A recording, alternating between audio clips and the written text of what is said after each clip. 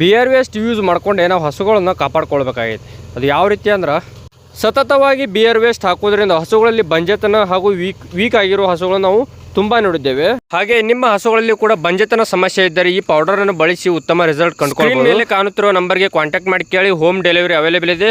ಈಗ ಡೈರೆಕ್ಟ್ ಟಾಪಿಕ್ಗೆ ಬರೋದಾದ್ರೆ 1 ಲೀಟರ್ ಹಾಲು ಉತ್ಪಾದನೆ ಆಗಬೇಕಾದ್ರೆ 300 ಗ್ರಾಮ್ದಿಂದ 400 ಗ್ರಾಮ್ವರೆಗೂ ನಡೆಯುತ್ತೆ. ಈಗ ಒಂದು ಉದಾಹರಣೆಗೆ ಒಂದು ಹಸು ಮುಂಜಾನೆ 8 ಲೀಟರ್ ಹಾಲು ಕೊಡುತ್ತಿದ್ದರೆ ಅದಕ್ಕೆ ಎಷ್ಟು ಹಾಕಬೇಕಂದ್ರೆ 1 ಲೀಟರ್ ಹಾಲು ತಯಾರಾಗಬೇಕಾದ್ರೇ 300ರಿಂದ 400 ಗ್ರಾಮ್ದಷ್ಟು ಬಿಯರ್ ವೇಸ್ಟ್ ಹಾಕಬೇಕು. ಹಾಗಾದರೆ 8 ಲೀಟರ್ಗೆ 2.5 kgದಷ್ಟು ಬಿಯರ್ ವೇಸ್ಟ್ ಹಾಕಬೇಕು.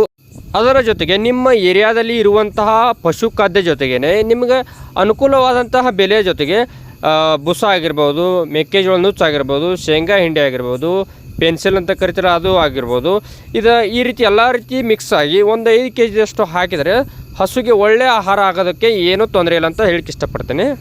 ಇನ್ನೊಂದು ಅದರ ಜೊತೆಗೆ ಒಂದು ಉತ್ತಮವಾದ ಮಿನರಲ್ ಮಿಕ್ಸರ್ ಕೊಟ್ಟರೆ ಇನ್ನೂ ಒಳ್ಳೆಯದಾಗುತ್ತೆ ಅಂತ ನಾವು ಈ ರೀತಿ ಬಿಯರ್ ವೇಸ್ಟನ್ನು ಬಳಸ್ಕೊಂಡು ಹಸುಗಳನ್ನ ರೆಡಿ ಮಾಡ್ಕೋತೀವಿ.